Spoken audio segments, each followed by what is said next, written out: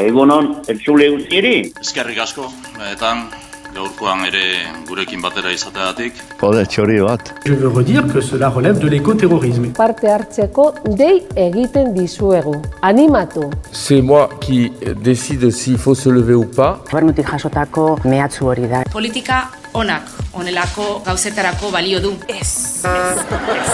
Definitiboki ez. Aurrera bolie?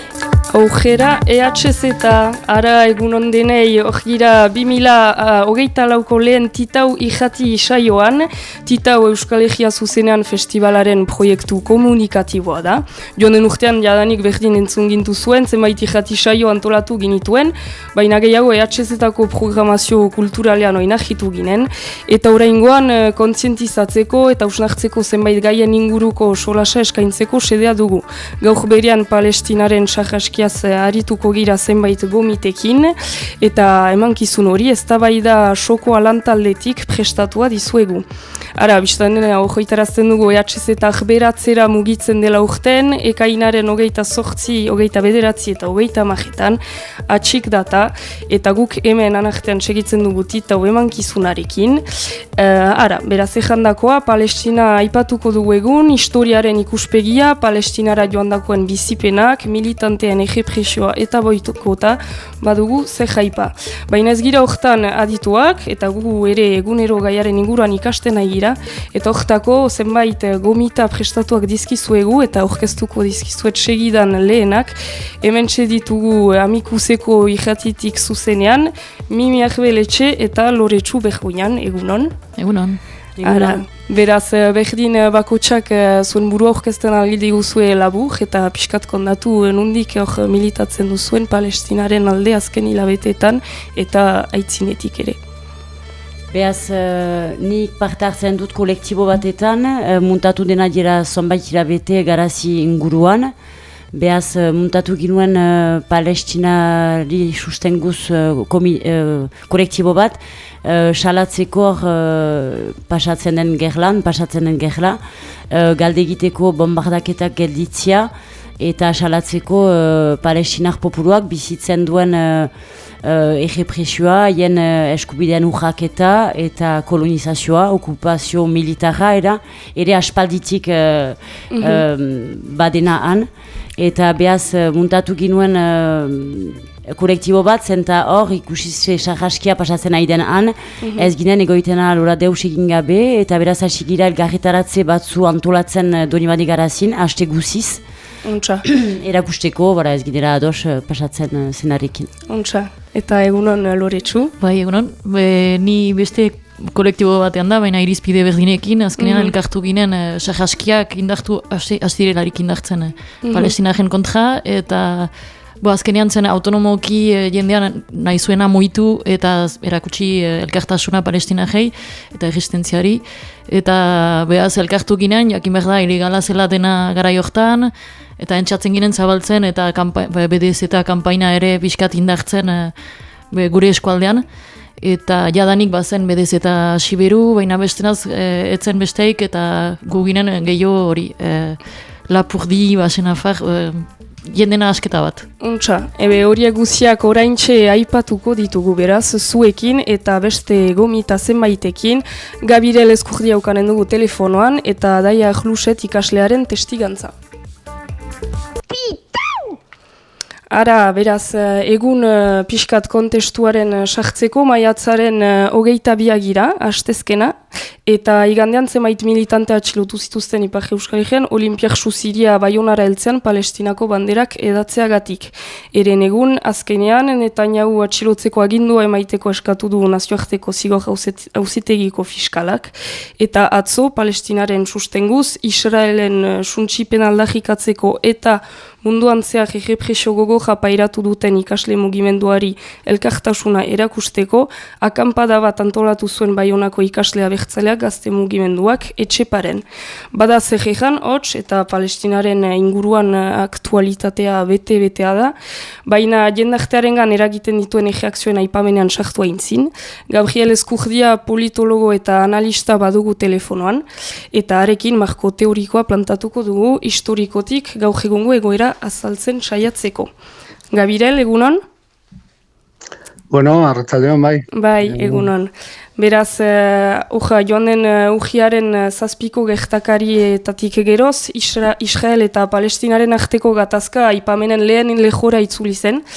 Eta intzuzen urriaren zazpikoak aitzaki harturik Palestinak populuaren genozidioa burutzen ari da Israel. Baina usu egia anzten da, badira urteak eta urteak orgi beletik, duela 75 bat urte orain. Beraz, hasteko esplikatuko diguzu, pixkat gatazka aspaldikoa baita, sionismoaren ideologiak bultzatua. Zer den sionismoa? Bai, argi dago, gertatzen dena da, komunikabideen ikuspegitik normalean ez dela oso erraz ulertzen, baina sionismoa gauza bat da, beste gauza da judaismoa eta beste gauza bat da semitismoa, ez? Oso importantea da hori desbardintzea. Sionistek askotan erabiltzen dute antisemitismoa, ez? Semiten kontrako borroka hori, semitak dira azken finean, mundu arabiarrean bizi ziren judutarrak, semitak ere badira palestinarrak, badira arabiarrak, han bizi diren guztiak. Hor, maltzurkeriz erabiltzen den hitza bada. Momentu batean oso argi geratzen da, judutarrak beti izan direla nolabait persegituak munduan.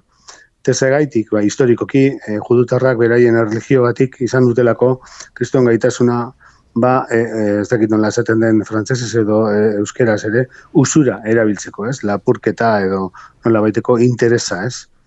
Eta horregaitik kristauak hori ez zuten erabiltzen, eta horregaitik judutarrak ez dira inoiz izan zapalduak edo persegituak munduan beraien kultura edo erlijiogatik, baizik eta beraien jarrera historikoagatik, hau da, jarrera kapitalista batengatik, ez? Historikoa izan da, ez? Hainbat lurraldetan, bai Errusian, bai Espainian, bai Frantzian, bai lurralde askotan. Kontua zein da? Kontua da hori guztia nahaztu egin dela, ez? Judutarrak ez dira, ez herri bat, ez nazio bat, ez? Erlijio multikultural bat dira. Badaude judutar txinatarra, judutar persak, judutar eslaviarrak, judutar sefardiarrak edo peninsula iberikoarkoak, eta beste hainbat lekutakoak, eta inkluso judutar beltzak, etiopiakoak. Hau da erlijio multikultural bat, eta judutarrak bezala, judutartasuna, kristautasuna bezala, edo musulmantartasuna bezala, guztiz multikulturala eta multietnikoa da.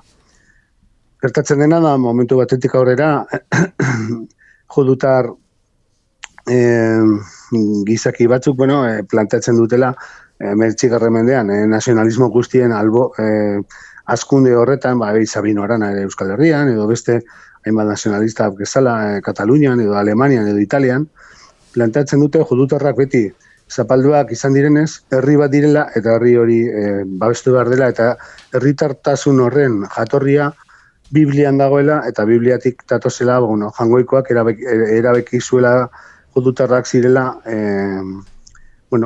Palestinako lurralde guzti horiek, Al-Sham edo guzti horiek beraienak zirela, ez?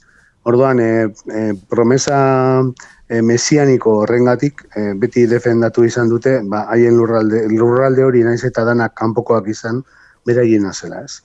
Orduan, 20. mendean, kriston alegina egin izan dituzte, lurralde hori bera ganatzeko, ez? Eretz Israel deitzen dena, ez? Eufratesetik Nilora, ez? Iraketik Egiptora. Bai. Horregaitik, hori da datorren ideia maltzurra, eta horregaitik, hango biztanleak, gehienak arabiarrak eta semitak, pairatu behar izan dute, kolonialismo berri baten logika. Eta beraz gaur egun ikusten dugu zer gertatzen ari den eta lotua da orain arte eta historikoki gertatu denari, baina egia da Israelek bere erasoa defentsa bezala edo aurkezten duela eta gauza bera egiten dute estatu imperialistek, baina historian zehar Israel izan da Palestinaren zapaltzailea, historikoki eta laburki azalduko zeniguki pixkat urte horien prozesua. Bai, oso zaila da. Israelek Israel berez ez da existitu inoiz, ez? Bakarrik liburu biblikoetan. Orduan, Israel edo Zion, beraiek ez planteatzen dutena da, munduko judutar guztiak Israelera joatea judutarrentzako babes handia izan dezaken aberri bat edo estatu bat eraikitzeko. Kontutan meuki behar dugu gaur egun eta historikoki, gaur egun, pentsatu esango ditudan zenbakietan, ez? Munduan 15 milioi bat judutar dira, eta horietatik 8 milioi bizi dira Israelen. Hau da, judutar guztiak ez daude ados Zioneko proiektu horrekin, hau da, estatu judutar soil bateko proiektu horrekin. Eta horregaitik, momentu honetan, Israel da modu oso zatar batean eraikitzen ari den proiektu neokolonial bat, oso importantea dena estrategikoki. Theodor Herzl, Israel aldarrikatzen zuen parkatu hain zatar esategatik, baina Sabino Arana sionista honek esaten zuen bezala, austriarra zena, esaten zuen Israel izango da mendebaldearen baluarte bat, mendebaldearen lubaki bat, Asiako barbaroen kontra ez. Eta Europak beti babestu beharko gaitu ez. Horregaitik, ara joan diren judutarrak ez danak, ze judutarrazko daude Israelen kontra eta bizi dira gure inguruan, baina gaur egun bizi diren judutarrazko dira kolonoak, dira vanguardia bat Asiaren kontra ez, eta gaur egungo gerran horrela ulertu dezakegu ez. Beraz, mila esker argipen oiengatik eta bukatzeko edo hori beraz parte historikoa zen, orain ikusten dugu egoera zertan den, zuek nola ikusten duzue geroa, zein atera bide posible da Palestinaren dako? Geroa oso zaila da, oso zaila ulertzeko. Momentu honetan, gerra geopolitiko batean bizi gara, mendebaldeko potentziek, hau da, hegemonak, estatu batuak eta bere aliatuek, Europar batasuneko egitura guztiek eta baita handiko egiturek, ez dute ulertzen, Brasil, India, China, Rusia, eta Pakistan, eta Iran, eta hainbeste estatu batzea, komertzialki beste modu batez fusionatzeko. Horregaitik mundu aldatzen ari da oso modu arin batean, iraultza teknologikoa eta diranen enean, eta horregaitik momentu honetan oso aldaketa handiak ematen ari dira. Zein izan daiteke irtenbidea? Irtenbidea da, Ukrainiako gerran bezala, edo Taiwanen egongo den gerran bezala, hausnarketa politologiko serio bat egitea, ez? Eta argi dago, 1929an, Britania Handian planteatu zen liburu zuriaren inguruko hausnarketa egitea, hau da. Beharrezkoa dena da, Palestinar estatu bateratu bat, integrala, guztiz osoa, non erlijioski judutarrak, kristauak, edo musulmanak direnak, edo ateoak direnak, elkar bizi daitezken lurralde multikonfesional bat izatea, ez. Baina horretarako ekuaziotik kendu behar duguna da sionismoa, ez. Sionismoa ez dalako ikuspegi ez religioso bat, ez politiko bat, da ikuspegi neokolonial bat, ikuspegi fascista bat, non bakarrik planteatzen den errealitate bat, non bakarrik judutar sionistak bizi aldiren lekua izatea, ez. Horregatik hori da erradikatu behar dena, ez. Bai, untsa. Ebe eskertzen zaitut zure parte hartzeagatik, denbora joan zaigu lastek batean, baina guk aitzina segitzen dugu hemen estudiotik. Ara, mil esker. Ederto, musu handi bat anontzako eta Kore Euskal Herria bateratua. Bai, izan untsa. Ara, Gabriel Eskurdia baginuen justu haintzin telefonoan, zaila da biztan dena, hola, 10 minututan 75 urtearen aipatzea, formatuarekin moldatzen entzatzen gira, eta momentu zaitzina bagoaz, beraz, Mimi eta Loritsu hor baititugu estudioan berean, eta aipatuko dugu pixkat hor hoien militantzia, eta lehen galdera batekin abiatzeko, galdegin hain izuen, ikusiz nola edabideek historia gordetzen edo desformatzen duten eta jendearen kontzientizatzea, ez da baita ezpada egesa, zuen mobilizazioetan eta militantzian, nola sentitzen duzu iritzi publikoa aktualitatean? Uste dut, deia azpimarratu behar dugula zein estatu motetan bizi giren, eta lehen aipatzen ginen gure artean, baina estatua jazista batean bizi gira, eta kolonial batean. Ipar Euskal Herria estatu frantsesaikin eta Hego Euskal Herria estatu espainolarekin.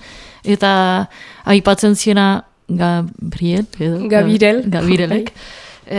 Uste dut, azpimarratu behar dugula sionismoa garbiketa etniko baten helburuarekin etortzen dela, eta sortu zela estatu nazioak martxan ezagizirelarik Europan, non nahi zen populu bat, estatu bat, eta garbi izan dadinola, eta beraz txiganoak eta juduak ez ziren ongi etorriak Europan, ze Europako estatu bako txabirakatzen zen estatu nazio, Euskalduna ere, eta kolonialismo garaiak, eta azken finean burges judu batzuek zuten proposatu sortzea sionismoa, eta garaian Argentina eta Ugandari pentsatu zuten ere. Egan dut, hautatu izana Israel ez da hain simple, jaitea Israel Palestinan izanen dela, etzen hain simple, garaian ez zuten segidan pentsatu Palestinari. Lehen autuak ziren Argentina eta Uganda, eta azkenean sortu dute haien estatua Palestinan, aitzaki horrekin historikoki beti hori zain direla. Baina historikoki beti judu batzu izan dira, egia da eskualde horretan 100% eta katoliko eta arabek musulmanak, denak arabek izan ez.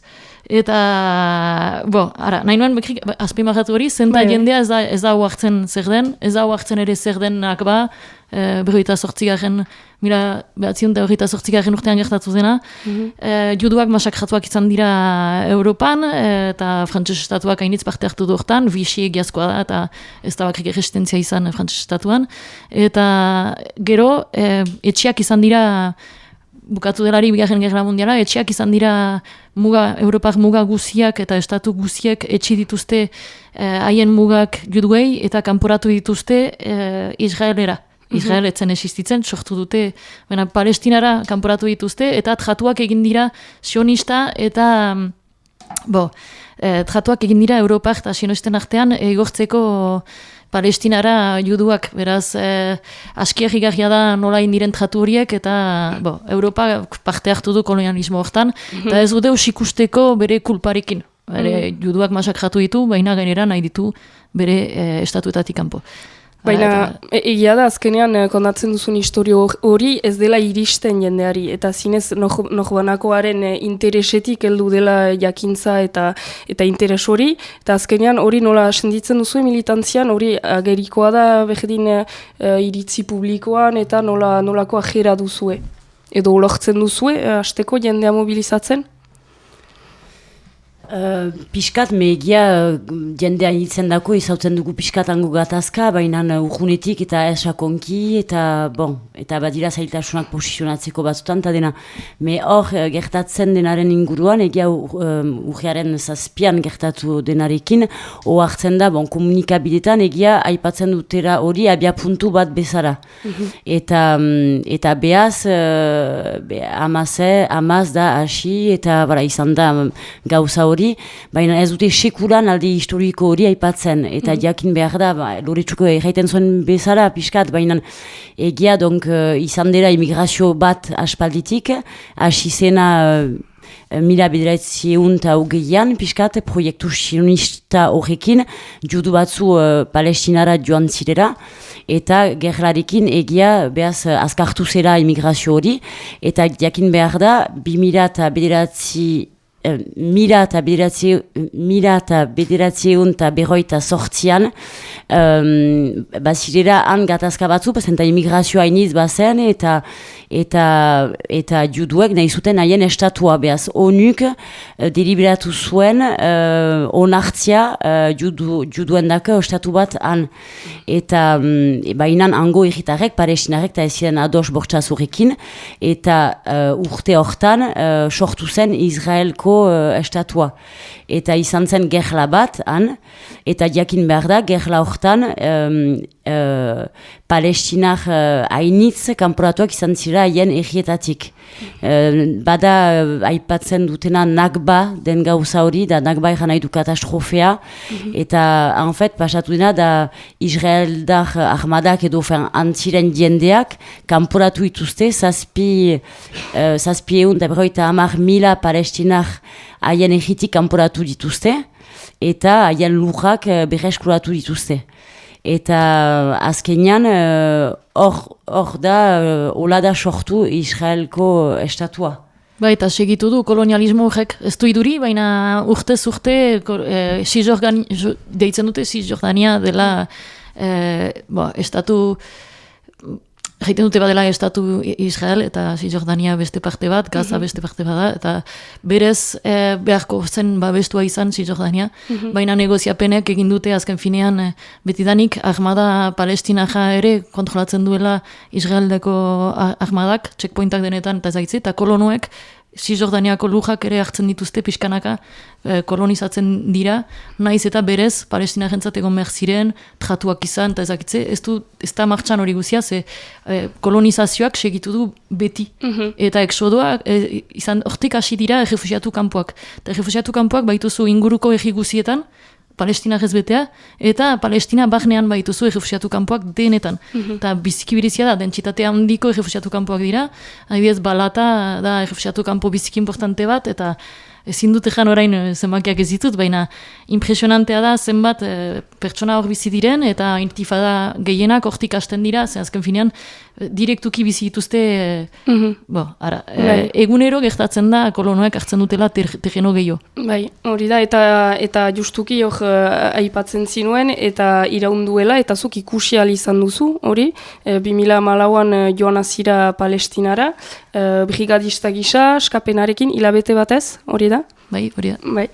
Beraz, pixkat azaltzen aldi guzu, berdin, hastemagira orain zure esperientziatik kondatzen, ze kuadrotan joan zinen, eta jendeari kondatu berdin zer den brigadista izaitea?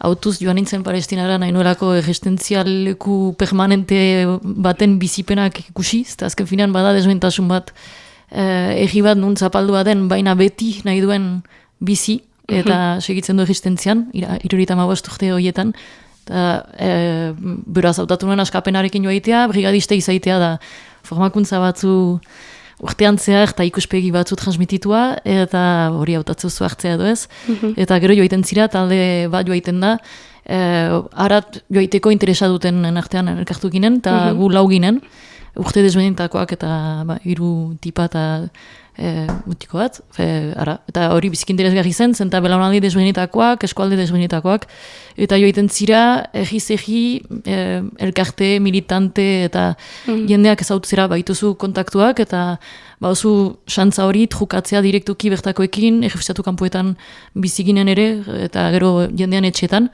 eta hiri desberdinetan, egoera desberdinak, basegi aldean ere egon ginen, eta bizi izan dut, intifada ez dut bizi izan, baina izan gira manifetan, eta Balata errefusiatu kanportara izan ginen, hor aitatxi batek kondatzen zigun intifada guziak kusi zituela, eta garai guziak bizi izan ditu, eta bera 28 Nakbako errefusiatu batzen, beraz hori kontutan hartu behar da, jende horiek 28-67 dira exodo masiko horiek, jende horiek bizi dira oino haien lehengo etxearen gakoarekin, gakoa da biziki simbolikoa, eta oino oroitzapen hori transmititzen dute belaunaldi behiei, baina horiek haien etxea ez da haien errefusiatu kanpoan, haien etxea haien egian da, kanporatua izan direna eta galdu dutena.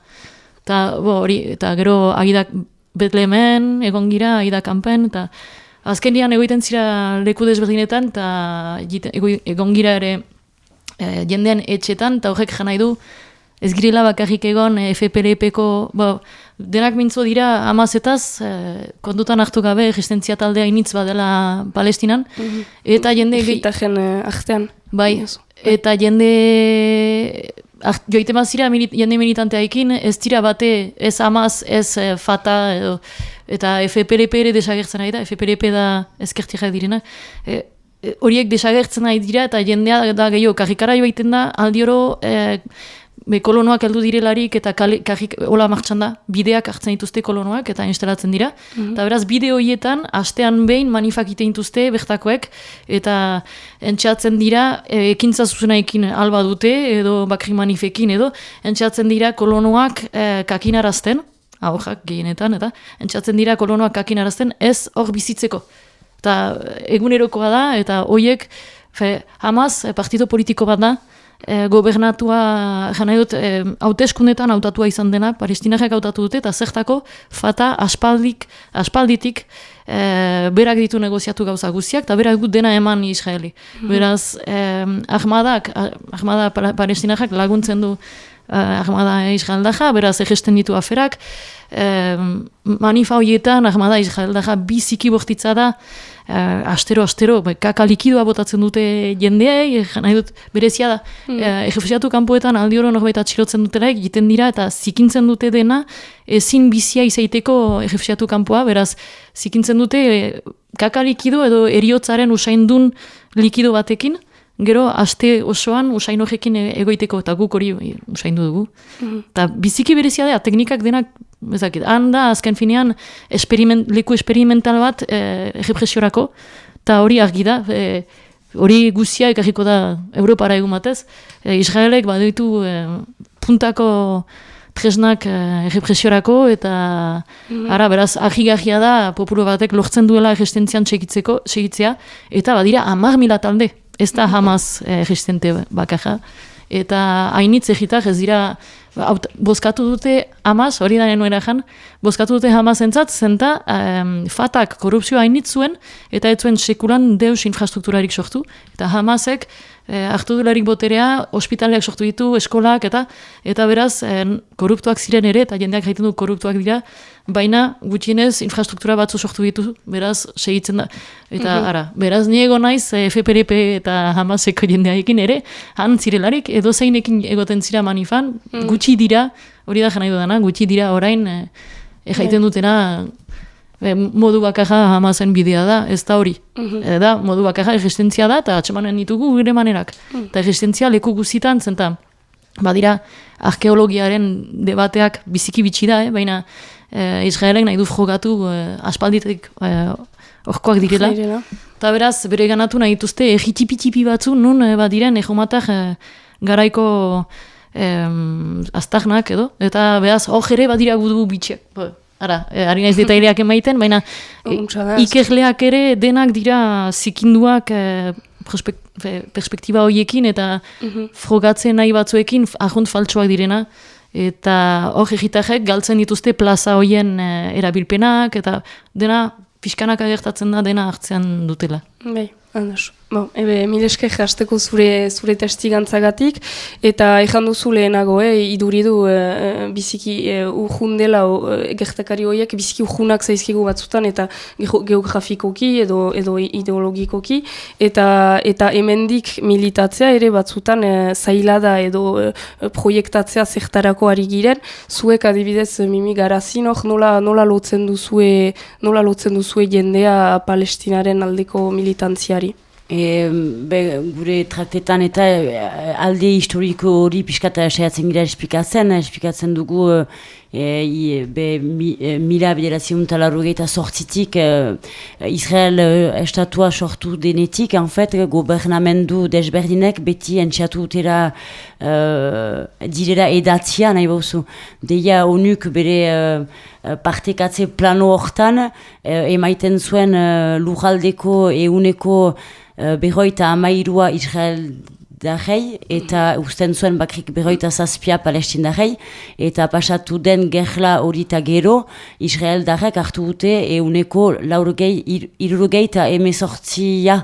Donc, deia lujalde parte handi bat hartu dute gehiago, eta gobernamendu desberdinek eraman dute proiektu sionista hori, dena Palestina osoa, en fait, hartzia, eta behaz esplikatzen dugu, en fait, iten dura aspaldi, palestinarek errepresioa, erailketak, kanporaketak, eta bizitzen dituztera. Eta urriaren zazpian gertatu dena, ez dena hola dina, baina dira politika horien ondorio bat.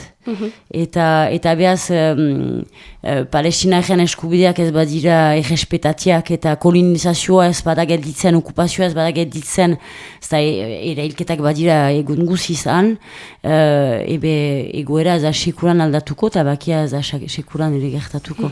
Beraz, entzatzen gira, alde historiko hori erakustia, esplikatzia diendeari, esplikatzia zer den proiektu sionista ere, eta hola, piskat hango egoera, piskat obekio komunikabideetan ez baita hola aipatzen, beste manera batez aipatzea han pasatzen dena.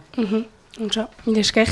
Egia da ere hor ikusi dugu azken hilabeteetan hemen ere, beraz gobernuen errepresioan Palestinaren alde aritzen den militanteekiko, horrek ere behar bada ez du bultzatzen militatzera, eta hori buruz arituko gira ikasle baten testigantzarekin justu ondotik, eta hori aintzin Makel Mojen azken musika entzunen dugu, Heinz Hall, eta hori duela 2 aste kaleratu zuen, hain zuzen munduan zehar Palestinaren alde militatzen duten ikasleen aurkako errepresioaren salatzeko, eta politikoki posizionatzen ez diren artistak ere hor aitzineratzeko. Palestina askia aldarrikatzen du. 7, I learned a lesson from Cuban Easy E. What was it again? Oh yeah, fuck the police. Actors and badges protecting property in a system that was designed by white supremacy. But the people are in the streets. You can pay off Meta, you can't pay off me. Politicians who serve by any means. APAC, Kufi, and all the companies. You see, we sell fear around the land of the free. But this generation here is about to cut the strings. You can ban TikTok, take us out the algorithm, but it's too late. We've seen the truth, we bear witness. Seen the rubble, the buildings, the mothers and the children, and all the men that you murdered. And then we see how you spin it. Who gets the right to defend and who gets the right of resistance? It's always been about dollars and the color of your pigment. But white supremacy is finally on blast, screaming free Palestine to their home at last. We see the lies and claiming it's anti-Semitic to be anti-Zionist. I seen Jewish brothers and sisters out there and riding in solidarity and screaming free Palestine, with them organizing and learning and finally cutting ties with the state that's gotta rely on apartheid system to uphold an occupying violent history. Been repeating for the last 75. The Nakba never ended, the colonizer lied. If students' intents posted on the lawn, occupying the quad is really against the law, and a reason to call in the police and their squad. Where does genocide land in your definition, huh? Destroying every college in Gaza and every mosque, pushing everyone into Rafah and dropping bombs. The blood is on your hands, Biden, we can see it all. And fuck no, I'm not voting for you in the fall. Undecided, you can't twist the truth, the people out here united. Never be defeated when freedom's on the horizon.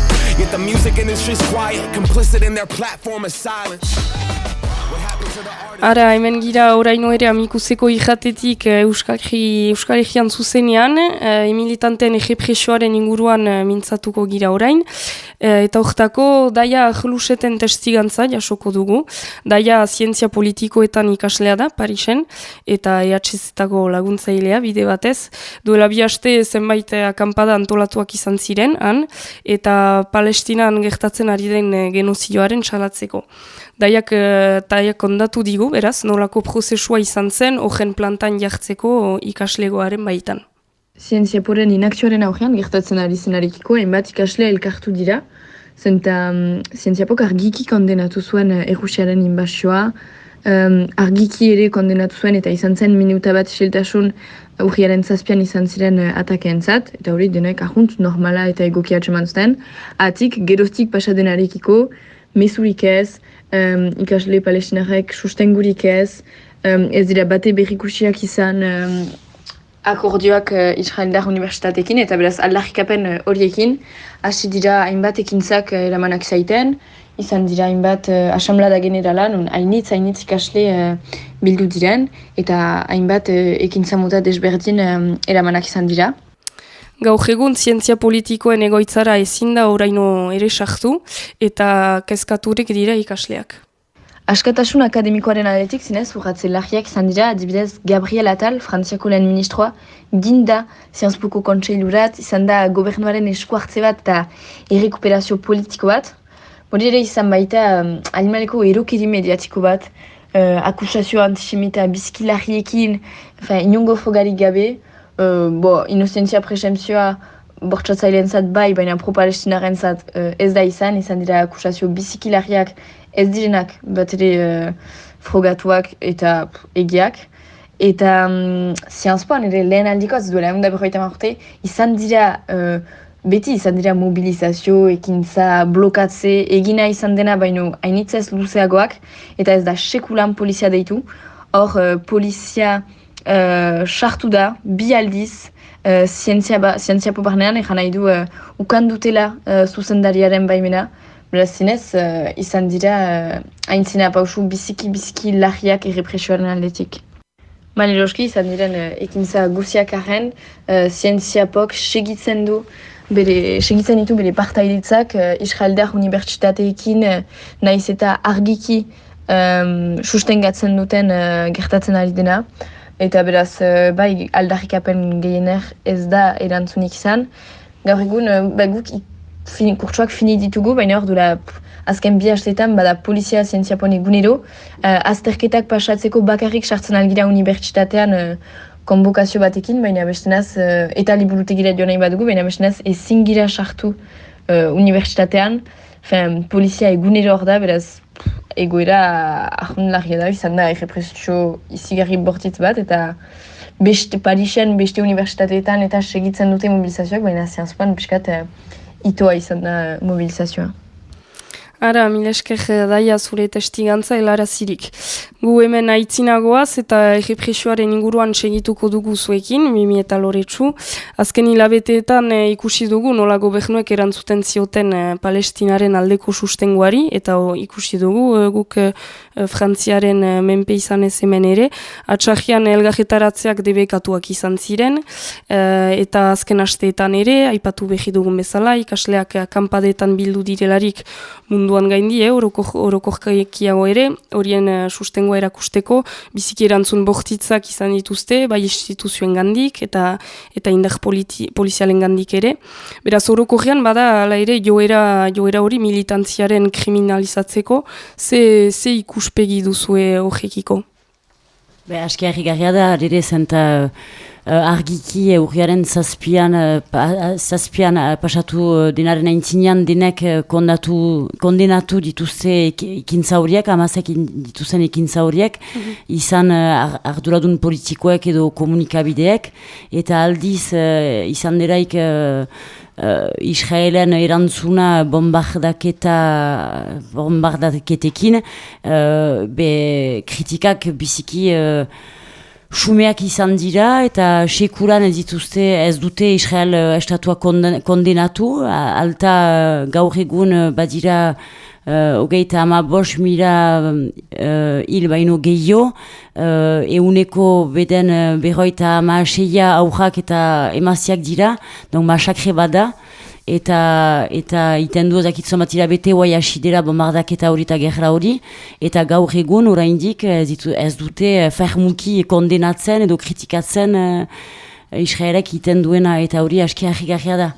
Behaz deia berez hori, eta gero izan zirelaik elkarretaratzeak salatzeko bombardaketa horiek, ilegalizatuak izan dira segidan, hori ere harrigarria da, en fait, ezen dretxo kritikatzea pasatzen zena. Gero izan ziren ere 2022an eta gobernamendua ere entxeatu zen, behaz gertakari hori eintzin, entxeatu zen desegitea bi elkarte, BDS eta kolektif Palestin Venkra, zenta horiek borgatzen dira salatzeko palestindaren eskubideen urraketak, kritikatzen dute Israelgo gobernamendua, eren politika, eta donc izan zen hori ere, behaz, harrigarria da ikusiaz diskriminazio baden Palestina nahi diraik sustengatu. Eta diskriminazio, errepresio horrekin lortzen dute egiazkez jendea ez mugiarazten, zenta azken finean ikusten da desberdintasuna iparalde egualde hortan.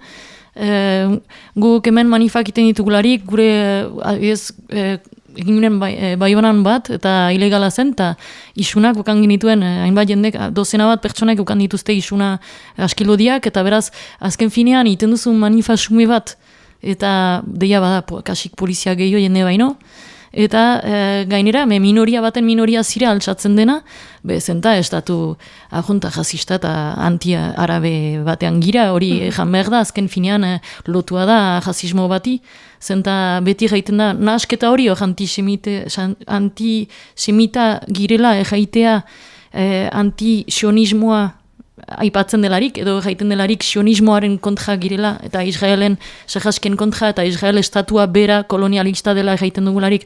Gaitea hori dela arrazismoa juduen kontra, arjont gezur bat da. Ez du deus ikusteko juduen kontrako ikuspegi batekin, kontrakoa da.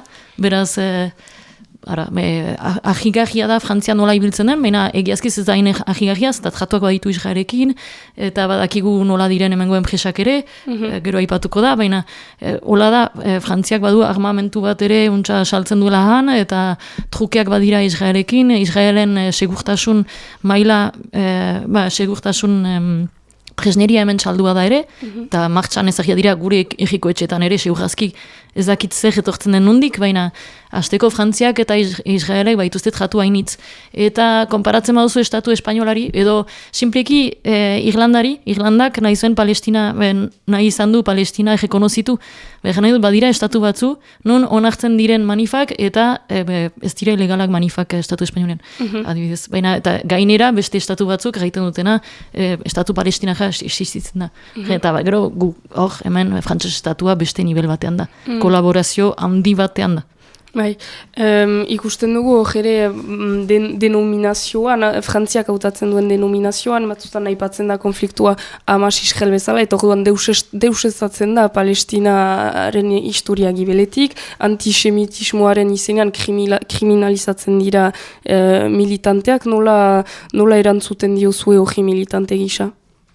Ez da entzun behar, zenta azken finean gezurrak besterik ez dira, gauza da telebista eta irratia jendeak entzuten duela, eta beraz guk ikasi beharko genuke edo jakin beharko genuke nola transmititu, ezagutzen dugun beste realitate hori, genozidoa aipatu eta jendea ohartzea kolaborazio batean dela, isilpean egoiten delarik, eta elkartasuna handiago izan beharko zuen, edozein militantearen ikuspegitik, zapalkuntzen kontrako militante guziak, hor implikatu beharko ziren, baina biziki zaila da hemen hori influenziatzea, baina bai gure aldetik ideia da transmititzean gertatzen dena, boikota zabaltzea, eta baina idei guziak ongitorria dira. Hau zen trantsizio ona, ze orain boikotaren aipatzeragoaz Julen Oierbururen kronikarekin. Julen, egunon? Egunon. Ongi etorri estudiontara, eta beraz zuri uzten dizut hitza orain. Hori da, boikota ipatuko dut gaurkoan. Beraz, munduan zehar milaka erritar mobilizatu dira azken hilabeteetan, manera batez edo bestez, genozidioaren salatzeko, jendearen konsientizatzeko, edota palestinaren askatasunaren aldarrikatzeko. Bailan emankusinan zehar, aipatu bezala, palestinaren kolonizazioa eta Gazaren genozidioak segitzen duela oartzen girarik edo ikusirik, hemendik aserrea eta batez ere ezintasuna senditzen aldugu usutan. Eta hango egoeraz kezkatuaz giren anintzek, galdera hau maiz pausatu izan dugu gure buruari, nola palestinarak laguntzen alitugu hemendik. Izan ere, elgarretaratze edo manifestazioetaz gain, beste arma eraginkor bat badugu esku artean, historiak frogatu duen bezala, hau da, boikota. Beraz, borrokarako tresna gisa boikotak historio luzea du. 1980-tik 1980 Ego Afrikan instalatua zen apartheid sistemarekin barkatu kolaboratzen zuten enpresen kontrako kampainak oihartzun handia ukan zuen, eta erregimen arrazistaren ahultzera lagundu zuen. Kampaina hortaz inspiraturik, 2000 markadaren hasieran, 172 elkarte palestinarek BDS edo Euskal Herrian BDZ bezala ezagutzen den kampaina abiatu zuten. Helburua, Israelen diru moltsan eragitea eta mekanikoki espazio politikoan, erraiten den bezala dirua baita gerlaren muina. Eta BDZ zer da edo BDZ akronimoak zer nahi du. Boikota hitzarentzat, palestinaren askatasunaren alde borrokatzea denen eskuetan den armada gure eguneroko tasunean. Desinbertsioarentzat, Palestinaren kolonizazioarekin komprometituak direnen eragile eta enpresen desinbertsioa lortzeko. Eta zeta zigorrarentzat, nazioarteko erakundek zigorak aplika ditzaten eta Israelek nazioarteko legeak errespeta ditzan. Suposatzen alden bezala, iniziatiba edo ekintza horrek oztopo frango ukan ditu. Lehenik, eta gaur egungo egurari eta hostian laipatu gaur zer oiartzuna eginen nauku, boikot ekimena, antisemita bezala orkestu dute batzuek, 1983an Alemanian naziak boteran sartu eta juden komertzioen kontrako erasuei konparatuz.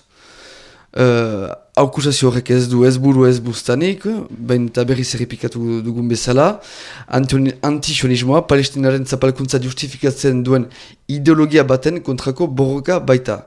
Eta ez baita sekulan gehiagi hori azpimarratzea, erlidioz judutzat definitzen diren guziak ez dira sionistak.